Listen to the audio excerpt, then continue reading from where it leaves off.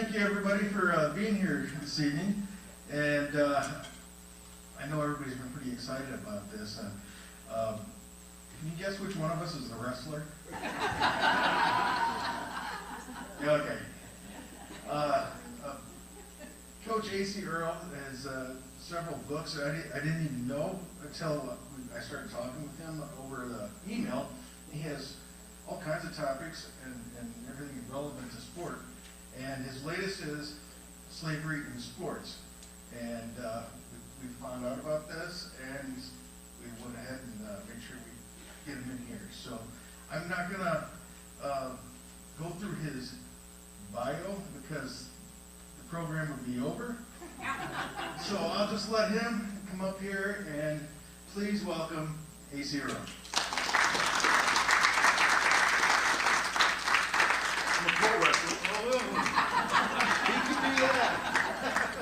Thank you guys. I really enjoy coming out, interacting with people, interacting with fans and people who grew up watching me play and hearing the stories. And you know, we went to Carver when it was 15,500 and games were packed and all that. And so, you know, I do say it came full circle because we all thought we were never going to stay here and raise a family. And somebody said that somebody went to school with my daughters, and so very fortunate enough that all my kids are going through the Iowa City School District, and so it's a great place to be, a great place to raise a family. And so I've been fortunate enough after my playing career to I've been vaccinated, so I went to do my mask thing. So fortunate enough to teach at the University of Iowa and coach through Solon and coach AAU and coach different things, and through that I started kind of writing. And so, you know, if you'd have seen me as a kid, you know, running around with a basketball all the time, and I'm one of 4 boys, so if you imagine, we were terrorizing the neighborhood and my family all the time, and going up through school district, and you would have said that I was going to be a writer and write a book, I'd be shocked to say that. So like I said, I can talk on a million things for an hour, but I'm trying to be quick so we can get to the book, and quick too, you can kind of understand where this is all going. I had 3 major events that turned me into a writer. One, when I was about in 8th grade, there was a teacher who said, write a short paragraph and something that you imagine yourself. And so I imagined myself a car, like a '68 Oldsmobile, with a wheel in the back with chrome wheels, and she saw that and she goes, oh, but you could be so much more. You can write more about it. And it turned into a short story, and I ended up winning a prize in the 8th grade. And that was back then when we had 3 junior highs at one, 7th grade, 8th grade, 9th grade. So then I went full circle again. About 10th grade year, I had a teacher named Mrs. Thiessen. She later ended up remarrying the assistant coach at Iowa City Girls. I can't think of his name, maybe Fred, somebody might know.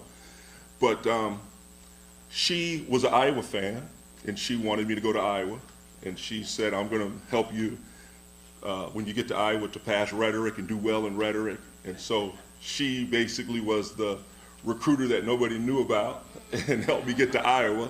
So shout out to Miss Thiessen.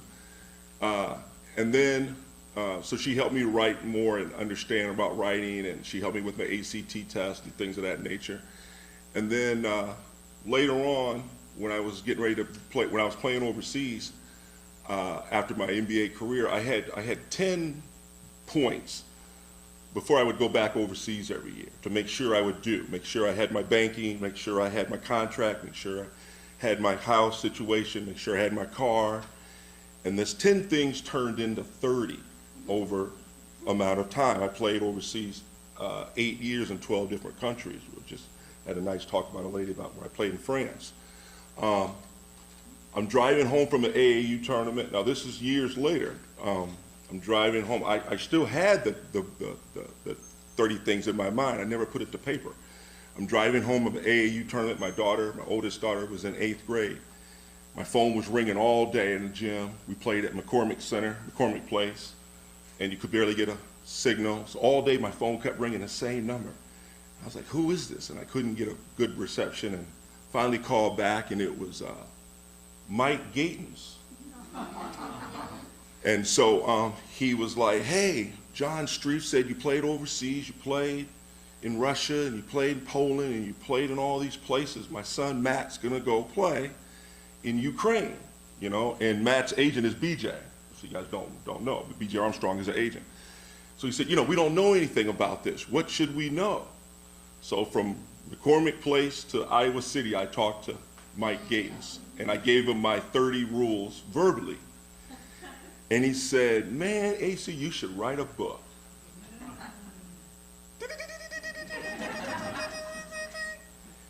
And so before you know it, boom, like you have the flyers, and now you see the product. But, you know, those three things got me to writing.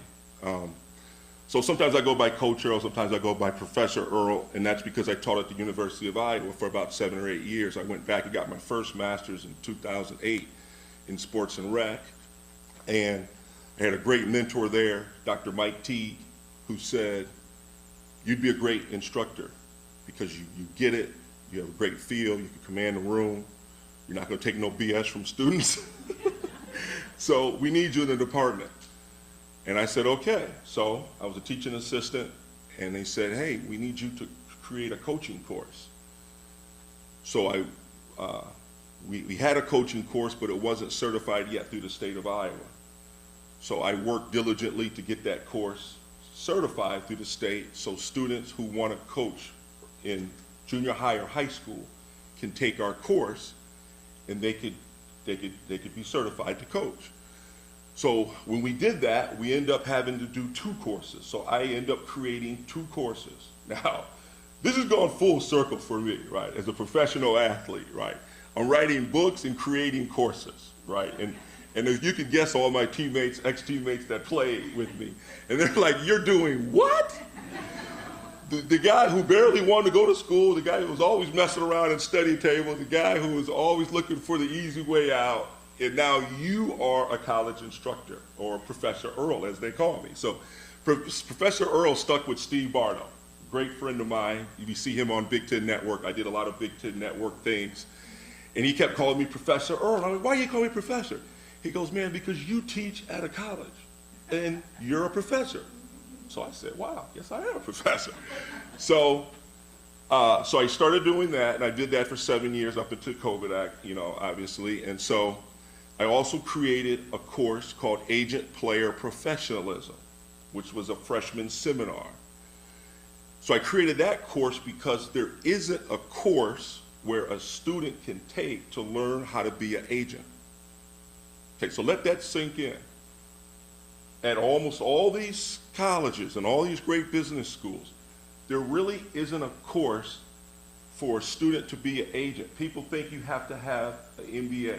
People think you have to have a law degree. People think you have to have a finance degree.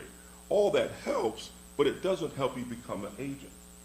So I created a course, and that's how I wrote my other book, How to Create a College Athlete, is that was kind of the textbook we used in my How to Play Overseas book. That was kind of a mixture where students can understand the pitfalls and things that we use or we go through to play overseas or play in general. So as I'm starting to have all these ideas, you know, I came up with the idea of the Slavery of Sports book almost all around that time. But you can only write so much, right? You can only do so much. Now, granted, at the time, I'm still coaching my kids. I have 4 kids here, 3 that play, 2 in college, 2 in high school. So I'm doing all this, coaching, training, I do camps. And I had this idea because when I talk to groups of people and we have faculty meetings and I talk to students, there's a lot of things in the sports industry and a lot of things dealing with the African-American athlete that needs to be fixed. And so I started writing the book, but I couldn't finish it, right? It's too much. Then COVID hit, right? So they said, okay, all you adjunct professors, you're not gonna teach anymore. We're gonna give your courses to the tenure track. So my 3 courses are gone. 2 of them are gone. 2 of them are, 1 of them or 2 of them are taught by somebody else. So that was a gut punch, right? So I said, okay, what can I do to pass my time? I'm not going to watch Tiger King, right? I'm only going to get one entertainment thing. So I think I got Hulu or Amazon Prime or something.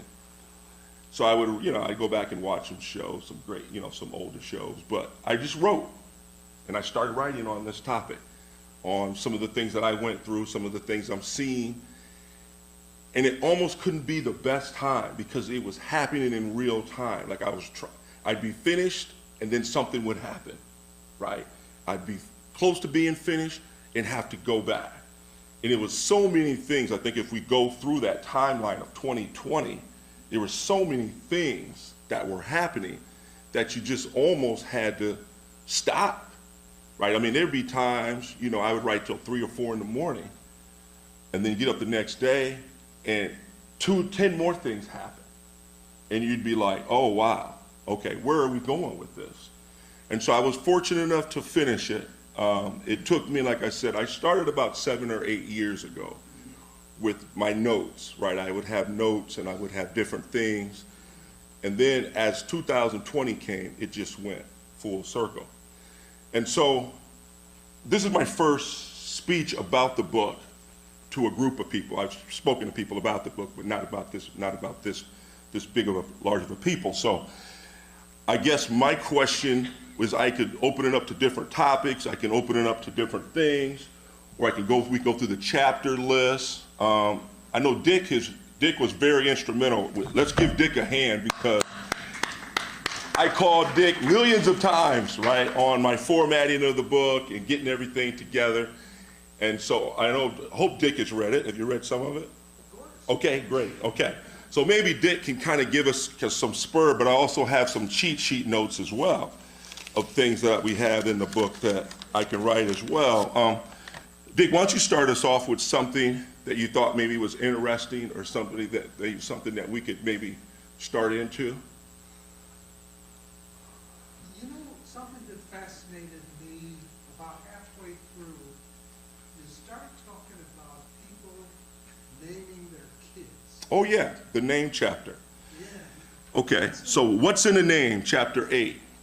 So what's in the name? So my dad is a great sports historian, and he tells stories of Wilt Chamberlain and Bill Russell and Jim Brown and just tons of things. So he was a great resource as I was putting my notes and things together.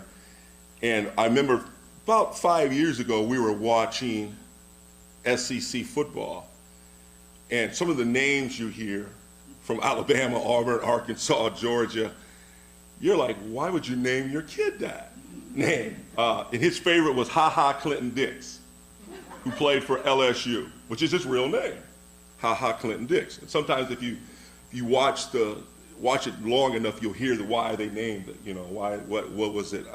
So apparently he was smiling all the time as a kid, and so they called him Ha Ha. And his real name was Clinton, I guess. So what I started to research more is why do we have so many certain names? Like, what do we see? Like in the African American community, why are we naming our kids certain names, and why? And I had a friend, he's locally in town, he does insurance. Maybe some of you have him as insurance. His real name is Elvis Jordan, Allstate. And he changed his name to Jordan because he was ashamed of Elvis, because his dad named him Elvis because of Elvis Presley. And so, and I loved Elvis Presley. I was like, man, Elvis Presley was the man, you should keep that name. But he didn't like it, so he legally changed his name to Jordan. So I remember as I was a kid growing up, and I was like, who am I going to name my kids after, right? So I said, well, I love Magic Johnson, but his real name is Irvin, so that's kind of corny, right? I love Dr. J, but Julius, I don't know about Julius. But I love Kareem Abdul-Jabbar, and I named my son Kareem. My other daughter is named Kenya, from the country, and I have a daughter, Casey, and it's a it's a slop off of my name, slant off of my name. So we just added the K, right? And we kind of did that, and I kind of got that from George Foreman with Georgette, Georgina. So all George Foreman's kids are derivatives of George. And interestingly enough, Christian Leitner's, he has 3 brothers. There's Christian, Christopher, and Chris. And so the name chapter is very unique because we see that in the African American country, is in our culture, is what our names that we're naming. So what are the 3 most popular names that you think, first names, in the African American culture? It's very easy. One is very easy. Close. That was an older one from Jackie Robinson. Yes, but I'm saying in current now that had, like, if you Google it now, the top 3 names that come up are these 3 names. But yes, Jackie in twofold, because Jackie Robinson and Jackie Onassis. Yes, but yeah, Jackie Kennedy. Yes. Mm-hmm. Kobe. Yes. Jordan. You see a lot of Jordans either way, male and female. There's one you probably won't get. He's on TV a lot. He's part of the Fab Five. Jalen. Jalen, yes. So those are the 3 most popular names.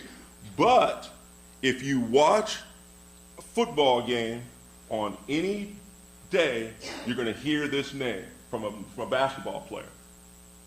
There's always a Shaq or Shaquille because of Shaquille and Shaq.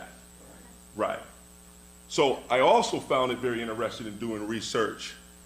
It's also happening amongst the Caucasian culture as well.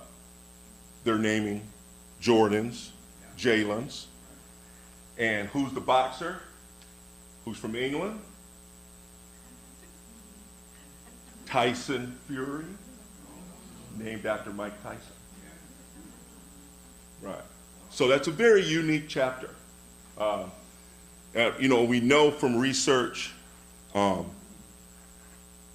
there's, Andrew Jackson held slaves. There's a lot of Jacksons who play professional sports, right? And most U.S. presidents did hold slaves, and so you're always going to have that Jackson, the Johnsons. You're always going to have those popular names. And we know from slavery day, if you were in slavery, you often wanted to have your last name said because that could get you through, and not have strife. Say, hey, I'm a Jackson, So we see that as well. So yeah, the name chapter was very, very unique. Yeah, that's a good one there. Thanks, Dick, for that. Anybody have any questions or comments on that? Yes, sir. You obviously played for a time in Europe. I Mm-hmm. assume it's Europe. Yes, I played 8 years, 12 countries. Mm-hmm. What were your perceptions? Did you feel you were treated differently as a black athlete there than you were in the United States when you played? Yes and no. I tell everybody, the world is like a state. Things are different in Indiana and different in Iowa. There's some similarities, but it's very different. The South is different than the East. The West is different than the Midwest. I was fortunate that I played more in Eastern Europe. So I played in Poland. I played in Russia. I played in Serbia, Montenegro. I played in Kosovo.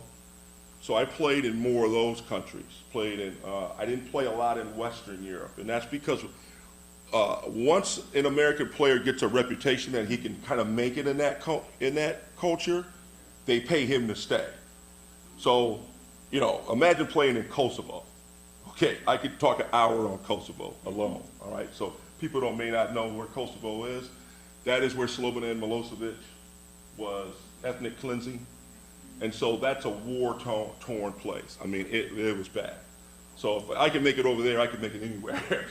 So once agents found out Acie Earl can make it, like, hey. So I was always in those countries, and I was always trying to get to Italy, trying to get to Spain. I was in France one time. I played in Germany one time. But, playing in those countries, they did not have a lot of experience with African Americans. And that's totally in general. Whenever you hear Yao Ming, Luka Doncic, Joker, when you see them and you talk to them, and Tony Kukoc, and they ask them, how do you pick up English? How did you pick it up so fast? And how does it? They'll always tell you the movies and music. And so, unfortunately, there's some bad movies they're watching too, right? And so, we had to learn that as African American men and athletes is we're going to get called the N-word a lot, but it's not because they're saying it derogatory. They're saying it because they hear it. And they hear us sometimes saying it. And so I used to have to educate us.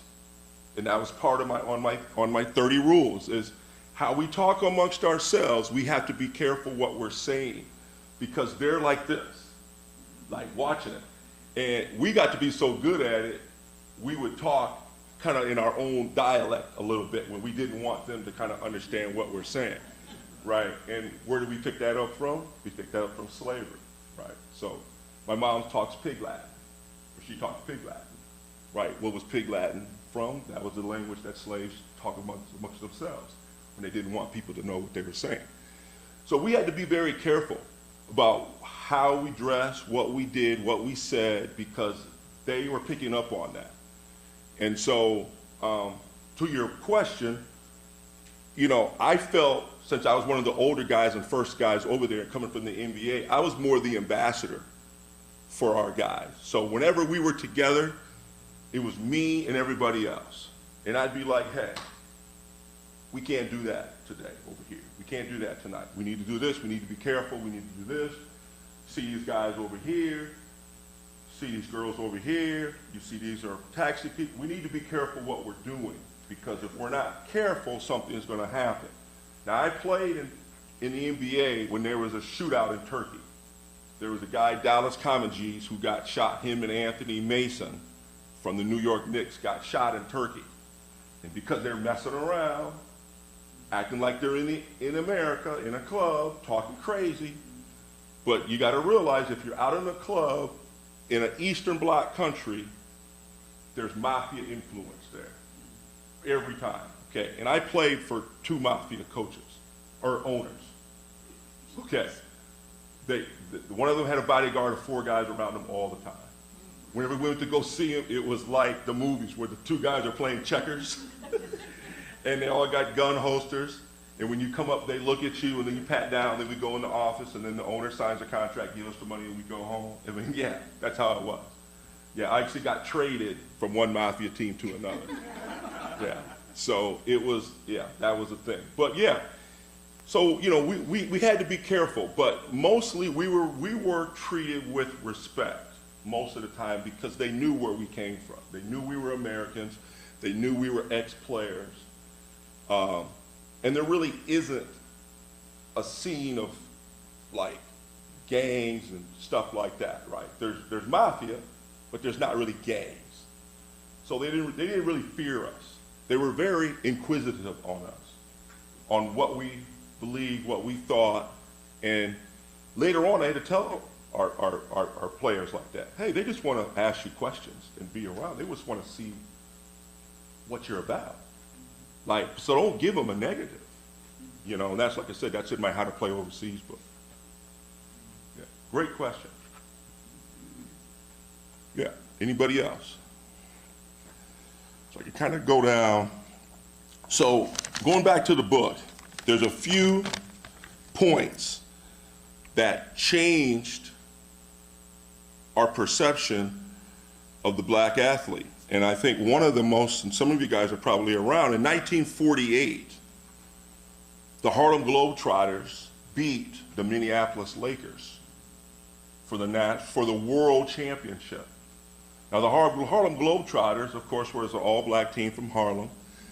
They were owned by and coached by Abe Saperstein, who brought that team together.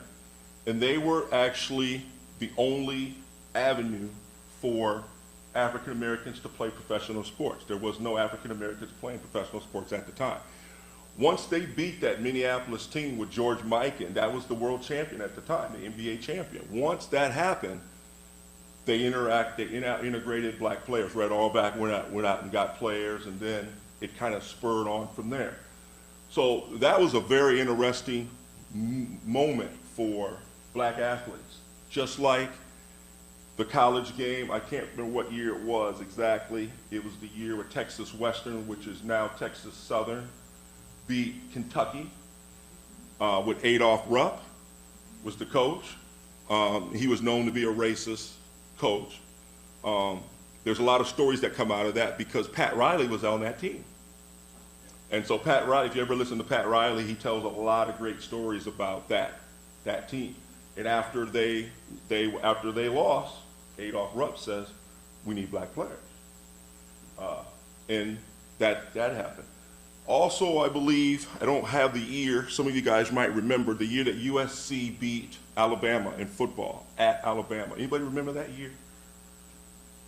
Don't remember exactly, but Alabama had no black players at the team. I think USC had maybe 10.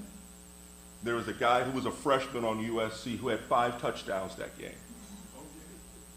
And Bear Bryant was coaching the team, and Bear Bryant says, we need black players.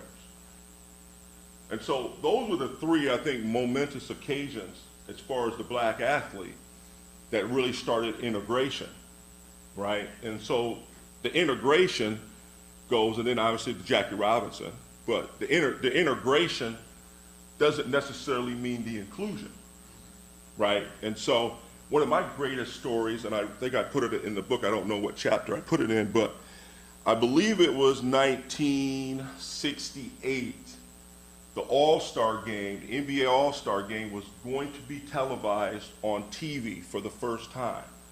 So this is Bill Russell, Elgin Baylor, Pistol Pete, Jerry West, I think Wilt was young maybe, Oscar, and a couple other players. And the NBA had no union at the time. So the thing that helped us just as much as hurt was the Harlem Globetrotters now were on the other side, traveling in 5-star accommodations and getting paid weekly. So they were also on the nudging the NBA players like, you guys can't even stay with the team. We're getting paid weekly year-round. If you read Bill Russell's book and some of the other books, those guys went and painted houses and drove taxis in the summer because the season was only 30 or 40 games. The Globetrotters played year-round. So they were trying to get to the Globetrotters level, right? Because NBA teams, they didn't have the revenue, so they were paying guys once a month. Some NBA teams still do pay once a month, believe it or not. So that was a conflict. And so all these players get together in the locker room and they say, if we don't have a union, we are not going to go out and play. They stayed in the locker room for 2 hours. And then they finally came to an agreement, and the NBA gave the union. And so some things they actually had to go out and fight for, right? And the NBA owners did not want that to happen because they knew what would happen down the road.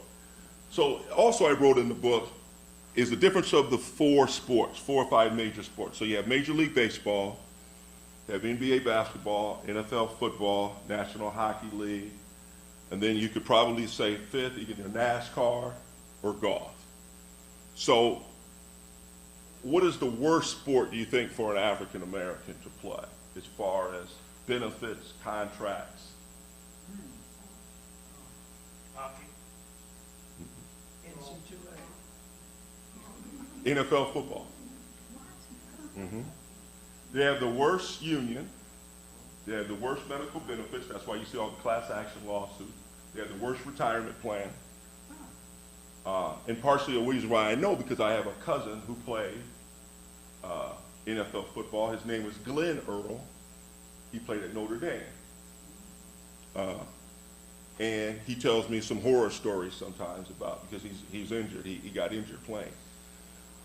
And so You wonder why there's a disparity, and I always say it's because of the money, right? And so another guy said NCAA, right? We wouldn't put them in there because obviously they're not pro, but the amount of money they make, they far exceed the pros, right? The NBA, NCAA men's basketball tournament alone is $1 to $2 billion a year when it's full blown fans and sponsorships, right? And so that also brings us to the next topic of the NIL, right? The name, image, and likeness, which we're getting very educated from Mr. Bohannon, aren't we? So we're starting to see that, and I'll give the Fab Five the credit on that because they were the first ones to see it. So Jalen and Chris, I mean, they're very smart individuals. Jalen, Chris, and Joanna are very smart. I played with Jimmy King in Toronto. Very smart individuals. They've almost made just as much basketball off the court, money off the court as they made on the court. They knew they had something.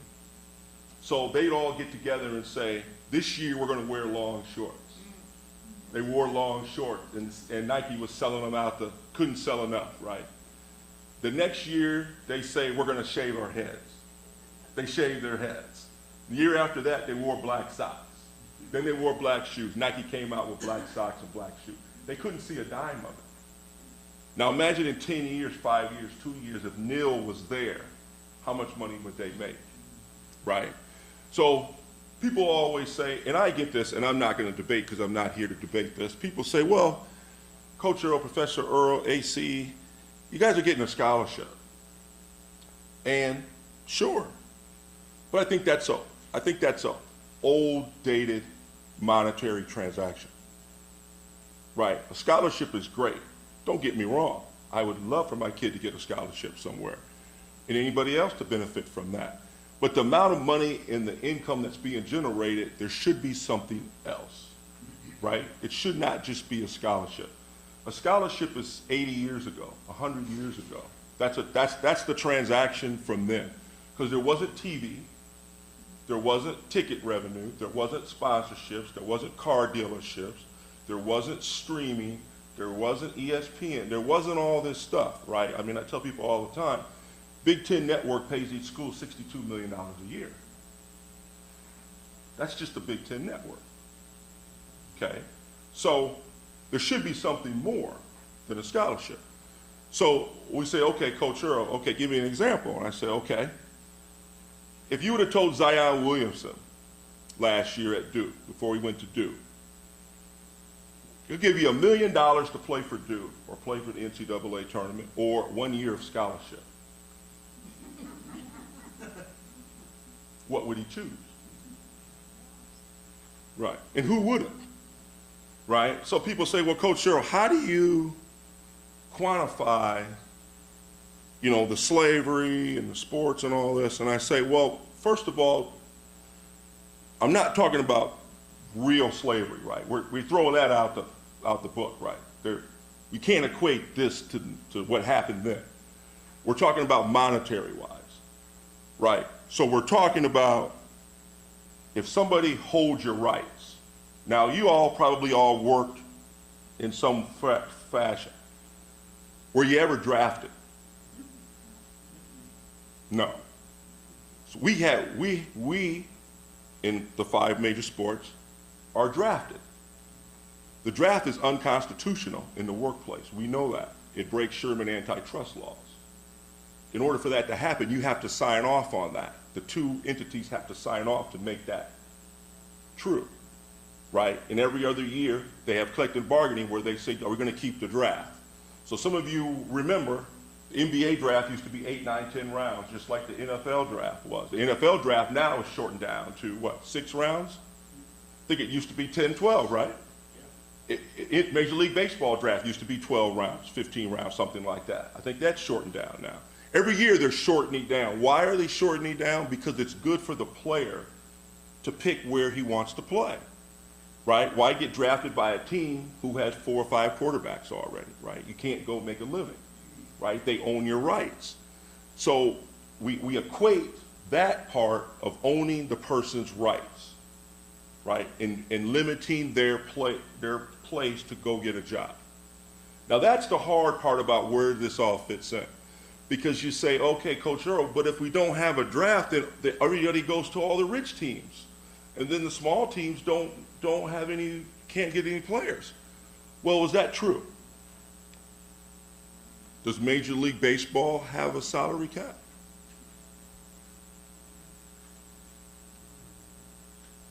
No, they don't. Are small market teams winning in Major League Baseball? Yes, they are. Yeah. Are the small market teams going out of business? No. So that's not necessarily true where it said it's that we're saying that if we don't have a salary cap, if we don't have a draft, then we're not going to be able to keep the small-time players in the small-time places. Now, who was the master for football of keeping small-time players or big-time players in small-time market? Green Bay. Who was the coach? Vince Lombardi. And if you do some research on him, he hated free agency, right? Hated free agency, right? He did not want the players to move around, right? So sometimes we see lessons that they weren't always the best lessons, right? People got away with some things that they shouldn't have got away with. So it's a very unique topic. One of the things that I want to talk about also is the role that the black athlete has played. Probably the most recognizable black athlete is who? Michael Jordan, right, I would say. Tiger Woods is probably close second or probably right up there, but Michael Jordan. What was Michael Jordan's knock?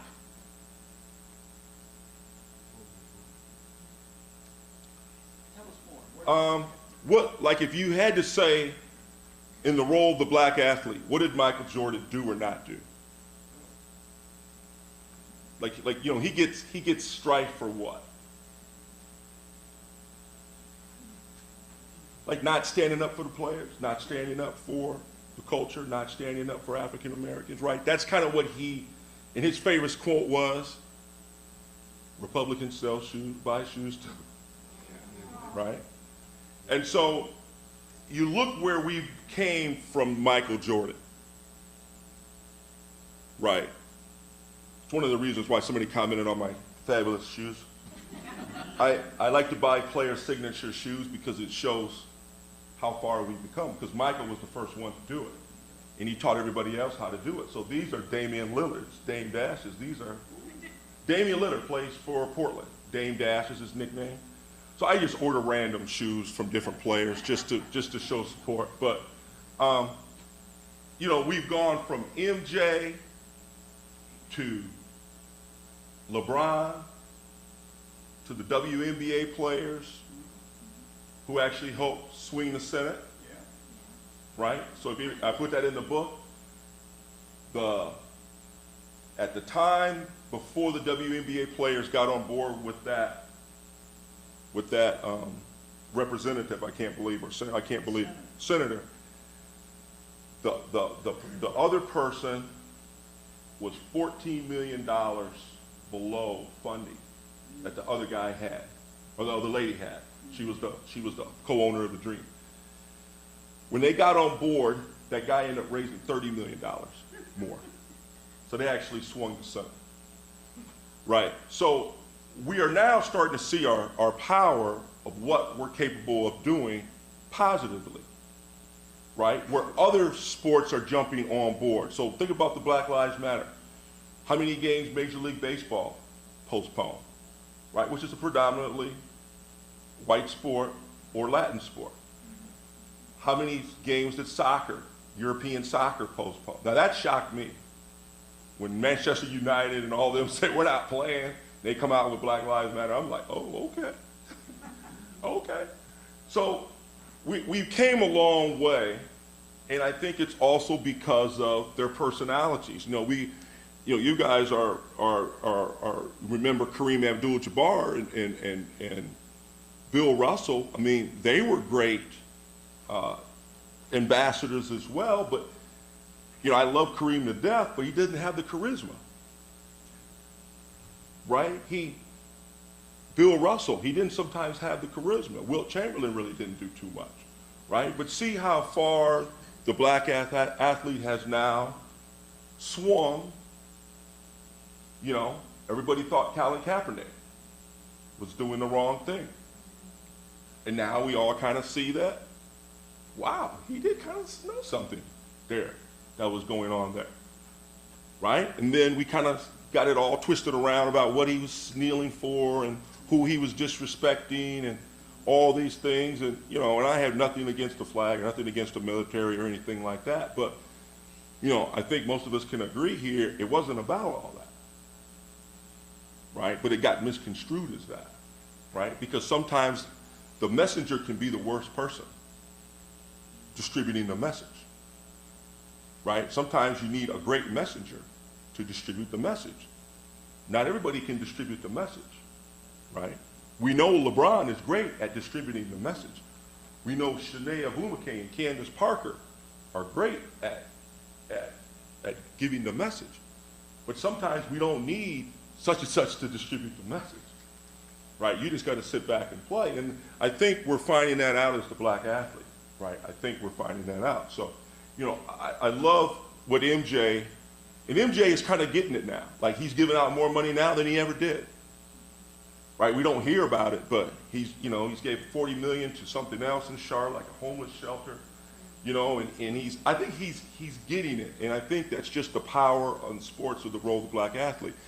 You know, and just to kind of, as we're starting to kind of wrap this up a little bit, you know, I think the college kids are getting it too, right? And I used to tell referees all the time, like I used to get technicals all the time, right? Imagine me, right? Get technicals, right? So I used to get technicals all the time. And they call travel or they do double dribble. And I said, where do you think the players are getting it from?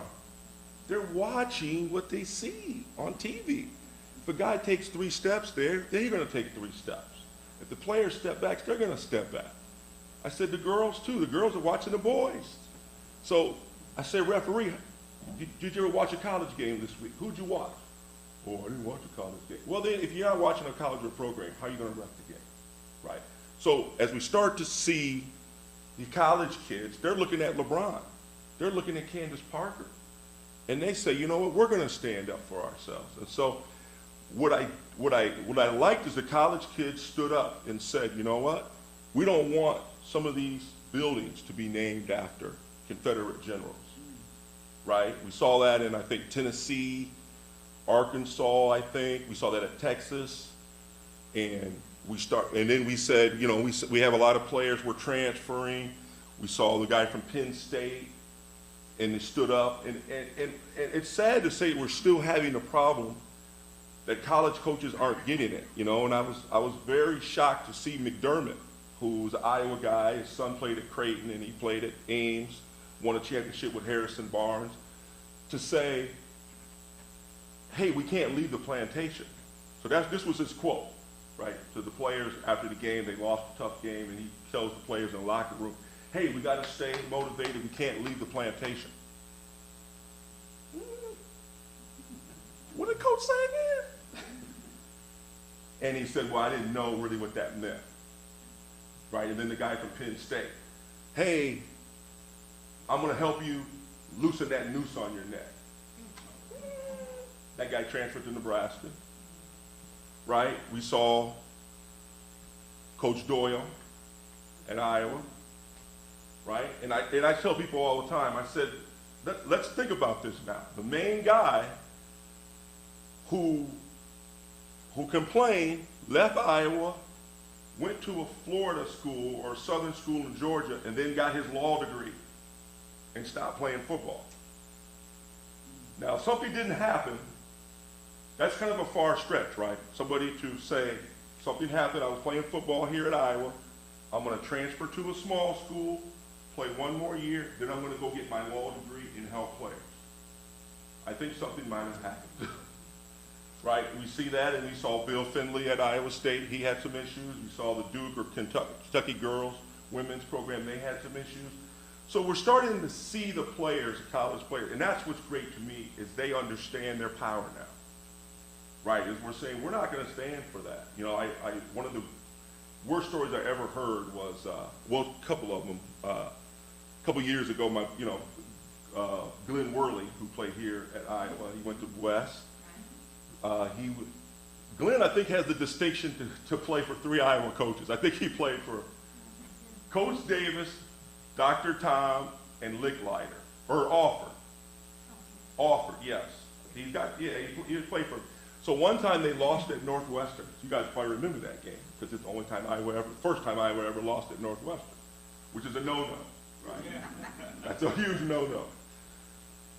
They're getting on the bus, and the managers are bringing the pizza, and Alford slaps the pizza out of her hand and says, "Nobody eat." I know that to be a true story because I know Glenn, and Glenn played for me in the semi-pro. Would that happen today? There'd be 10 parents waiting on the bus. There'd probably be 5 parents driving, stopping with a pizza on the side, like, we're going to give these players pizza. But I mean, how do we get to this point as coaches where you think that you can do that to your players? Right? Where do we get that? Yeah, there is the parallel of slavery. That's one of the things you do. Because in your job, you're not going to say there's no lunch. I mean, okay, you might have a little bit of a lunch, but you're not going to say you can't eat. You can't get your normal break. So we see those things, right? And those are the things that we want to bring light of in the book, like I said. Those are the things that I want to say, hey, these are the things we can't do. These are the things we're not going to do. And we're starting to see some of that stuff trickle down to the AAU. Like, I have a son who plays, all my kids played AAU, 3 of the 4, and I have a son who plays now. And gone are the days where you're going to play 3 games and then take the kids to Chuck E. Cheese, right, and load up on pizza and soda. Like, the kids know their worth, right? Like, my son's telling me, "Dad, we better find Applebee's or Olive Garden, Red Lobster or something." And I'm like, well, when your grandfather was coaching me, and, he's like, "Dad, I need, now granted, he doesn't drink just bottled water. He drinks alkaline water. So I'm like, okay, I'm going to go get you water. He's like, "No Aquafina." I said, "What?" I said, when your grandfather was coaching me, I had a thermos that I filled up in the water fountain. So these kids are starting to understand their worth now, right? And we're starting to see that with the next thing is the NFT, which is the non-refundable token. Raise your hand if nobody's ever heard that? Yeah. That's going to be the next thing, right? Is where these kids, I saw Luka Garza sold for what, 25,000? Is it more than that? Was it? That's not even physical. It's called a non-refundable token, NFT. It's similar to Bitcoin. It's a player's highlights, digital highlights that you can buy. So what I envision, and it's already happening, these NBA players are buying into the company because they want their own rights. They don't want anybody else to have it. So what I envision is AAU players and coaches are going to start buying these players' rights, or parents. So I know Trevor Bowler's pretty well. His son, Keegan's going to go to Wisconsin and play. So I called Trevor up. I said, "Hey, man, you heard of NFT?" He goes, "No." I go, "Okay, I'm going to buy your son's." He goes, no, tell me how to do it. So, we're starting to see the ownership of African-American players, and just any player, are taking more control over their financial responsibility. You listen to Charles Barkley, and he says he had an agent, and his agent took his check and put it in the bank, and he'd give him $10,000 a month, and he never saw his money. Gone are those days, right? Gone are those days, right? Where we're just going to take care of your money and you just go play, right? As I put in my notes, the shut up and dribble is no more, right? It's no more, it's no more. And so, we've gone full circle with it. And I think there's tons more to go. I think we've seen so much in the last 2 or 3 years. It's been a hard year. It's been a very difficult year. but we saw a lot of positives out of it. You know, you know, you know, there's never going to be an easy change. There's never an easy changing of the guard. Right. But I think we're on the right track, right? And I think kids and parents are more educated. That's why I partially write books is for the parents. And you know, for them to understand and arm themselves with knowledge and say, hey, don't let these pitfalls, don't let these things, don't let these bad thoughts, don't let these mental divides divide you. You know, educate your kid, educate, you know, people around you. So this can be great for everybody. Sports is a great thing, right? I mean, I can't wait to go to a game, right? And I'm sure you guys can't wait to watch it, right? And feel the vibe of it. And I think we let so much of the outside negative get in, you know, creep in.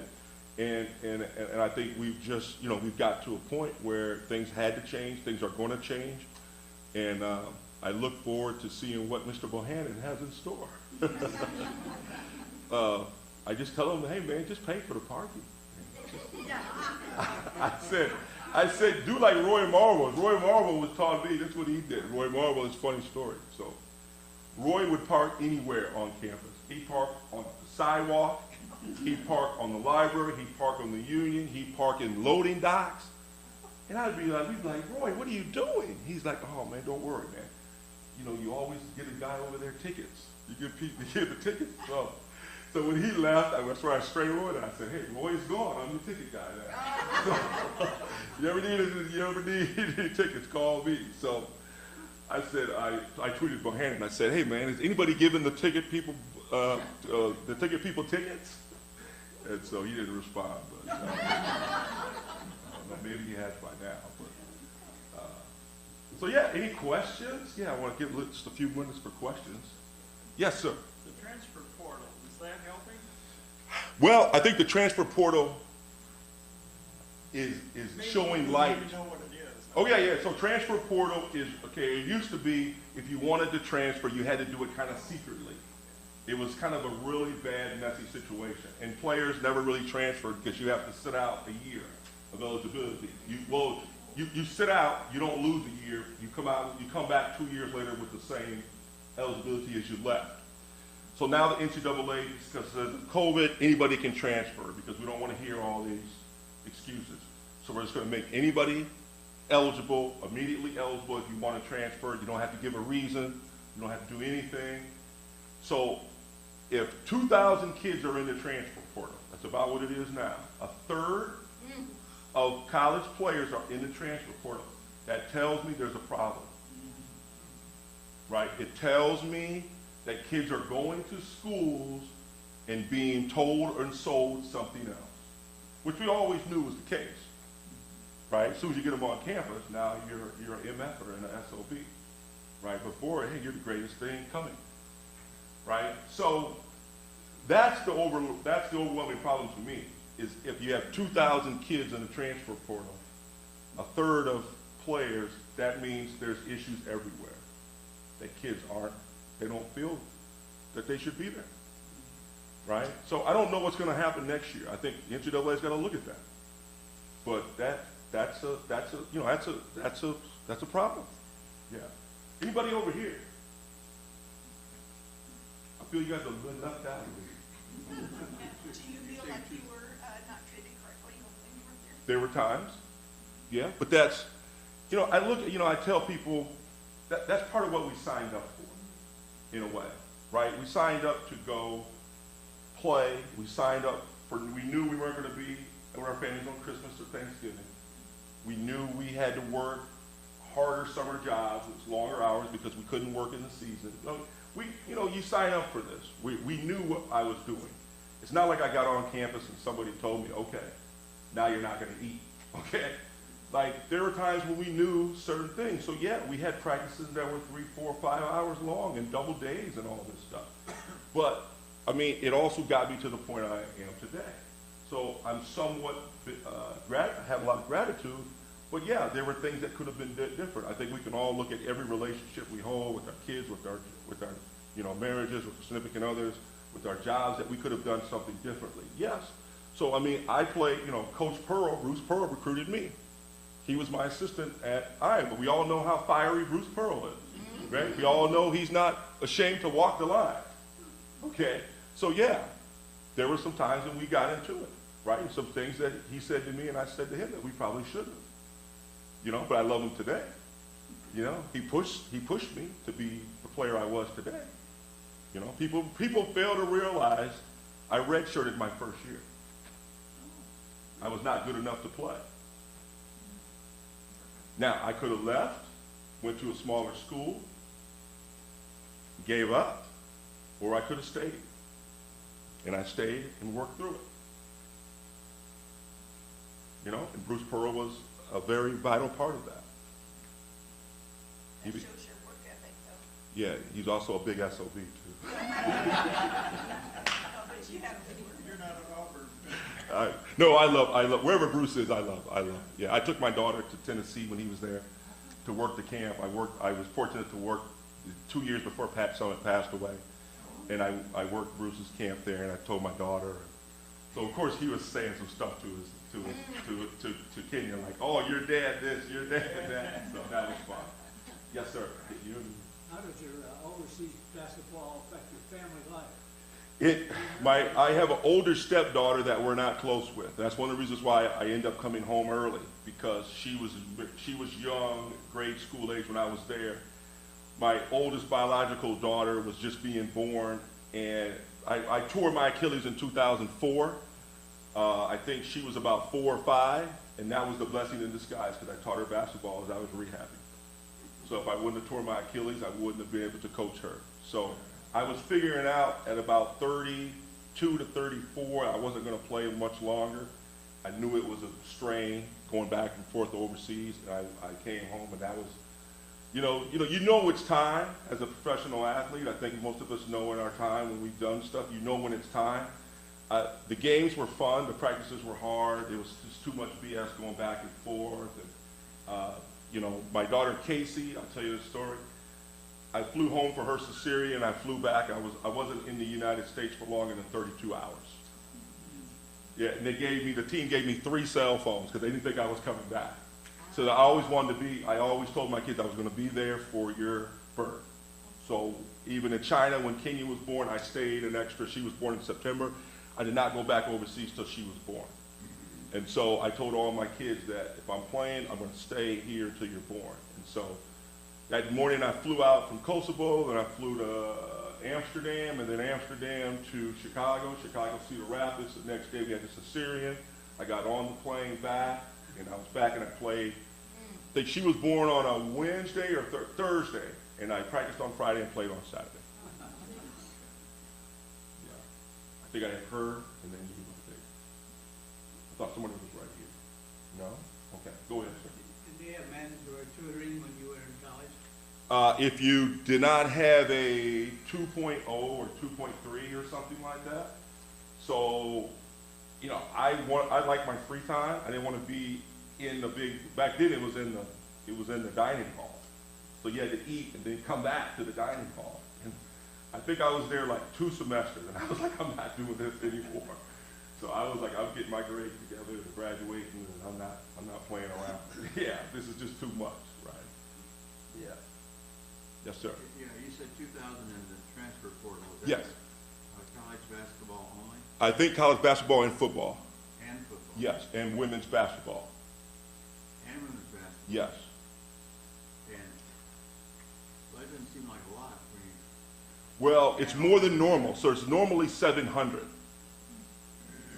It's growing every year. Oh, growing. Yeah, it's growing every year. But so far it's like 2,000. They estimate 2,500 before the year is out. Before the summer is out, they estimate 2,500. So what do you think the NCAA will do? Tighten it up, or?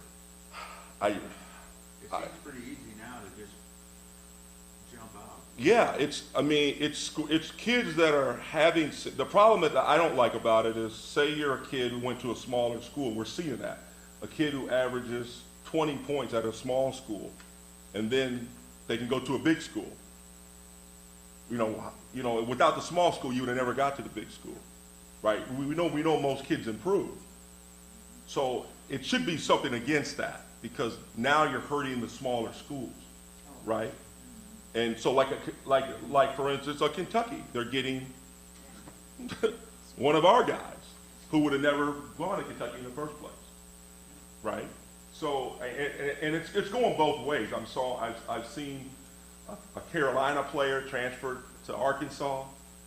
I saw a Duke player transfer to, I don't know, somewhere, Missouri or something. And so you're seeing it both ways. But like I said, I think it's something there, right? It shouldn't be that many kids transferring, right? Well, what does that tell you, that so many are transferring? It tells you that they're not happy at the school. Yeah, I know that, but I mean, well, that's always been the case. Yeah, but do you quit? Yeah, I know. Yeah, that's the thing. And see, and that's partially the AAU kid now. Like, you know, like my son and daughter, when they were growing up for AAU, I always said we're going to stick with 1 or 2 teams. We're not going to be jumping ship and playing for 8 different teams. But kids do that because teams will take them. Right? Like my son, he's played for Barnstormers. He can go play for 10 teams right now. I mean, I get emails and texts and phone calls every day asking him to play on a team. But, I mean, is that the right thing to teach a kid? Right? That, hey, if you don't like this team, go find another team. How about work a little harder? How about work a little better? How about be smarter? How about go ask the coach what you can do to be better? Not let's just go play on a team. So I think, that's what's happening, and like I said, what do college kids learn it from? The pros. What does LeBron do? He assembles a team and goes to Miami. What does Kevin Durant do? He joins a team that already won 70 games. What does Kyrie Irving do? Oh, I don't want to play with LeBron. I want to go start my own team and play on somewhere else. College kids do what they see. High school kids do what college kids do, and pros do. So that's why it's very important, as I wrote in the book, like what we're teaching our kids at the sports level, because the kids are doing the same thing, And if we're not careful, we're already starting to see this. There's more player ownership now than there ever was, right? It used to be just a couple guys on the team, right? I mean, we got guys owning 2 and 3 parts of, LeBron owns a part of a soccer team, part of a WNBA team, and something else he owns, but they're owning soccer, they're owning, why are they owning? To change things and to manipulate what they want to manipulate, right? Michael Jordan doesn't own all of that type of stuff, right? Right? We didn't see Kareem, we didn't see Dr. J, we didn't see Larry Bird, we didn't see some other players, we didn't see that element. We're starting to see that element, partially to create change, but also partly to change the narrative. Right? Now, what narrative are we changing? Right? Derek Jeter just trying to own the Minnesota Timberwolves. Right? He tried to own the Nets or Mets. Right? So it's, we're starting to see that. Like I said, players are emulating what they see. So it's a lot out there. They say that football players, they become almost financially zilch after so many years. Yeah, it's professional sports in general, not just football, but football is one of the worst. Yeah, 3 to 5 years out, most professional players are bankrupt, file for bankruptcy. Yeah, because of just lack of financial literacy. Yeah. Did they teach anything like that in college? They don't, that's why I created that course. No, they don't. And that's, my dad used to say this all the time. He says, why don't we just put athletes in these courses? Financial literacy, how to pick an agent, banking, budgeting, communications, social media, computers. Why are we putting them in rhetoric and world history and different things that they're not going to necessarily use? Now, I'd have been mad because I love world history, but it's part of the reason why I went overseas so much. But, but I do see the point. right? Like, let's put athletes in the courses that they think that they're going to use, right? I mean, when I was overseas, there were guys who could not even wire money back home. They were exchanging money in Hard Rock Cafe. So we're eating, and I said, okay, how are we going to pay? They're like, oh, we could just give the waiter some money. I said, what? He said, yeah, he'll change money. I said, I'll change money too. I'll give you a little bit better rate than the guy that the waiter will give you. So, like, I used to do that sometimes. I said, hey, if you want to pay that guy, you might as well pay me. But yeah, it's amazing what people learn, and I write about it in some of my other books. My grandfather taught me about money. My dad taught me about money, about saving and banking. Like, I had a savings account. Those old school, to put the dime in a quarter, and then you go to the teller on Saturday and you put it up there. You know, those type of things. And I tell my kid, everything you do, let's put half away, put it in the bank for a rainy day. You know, it's what you teach, what we're teaching. And unfortunately, some of these kids are not being taught, right? And so that's a good point. And so, like I said, I had fun overseas as being old man Earl sometimes, and teaching these guys. And I told Matt Gayton's dad, I said, as with our last story, as we're gonna wrap up, I said, he said, how are we gonna get the money back overseas, Acie? And I said, who's your bank you use, Mike? He goes, at that time it was Iowa State Bank. I said, I don't think Iowa State Bank has a SWIFT code, Mike. He said, what's the SWIFT code? I said, that's the code that you're gonna use to wire the money back. I said, you better go to US Bank or something. He goes, oh, really? I said, yeah. And it was funny, when we go overseas, there were players that had these small time local banks and they couldn't get their money back. Yeah, so, you know, you want to read a good book, my How to Play Overseas book, all the money that we used to smuggle back in the days, back overseas in our shoes. So, yeah, always wear big shoes. You take out the bag. So, you know, as I go through O'Hare Airport, I'm sometimes 7'2".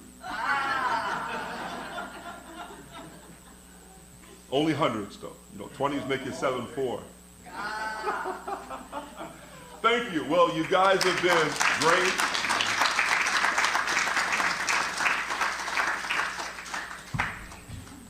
So you want to give them instructions on what they can do, I guess?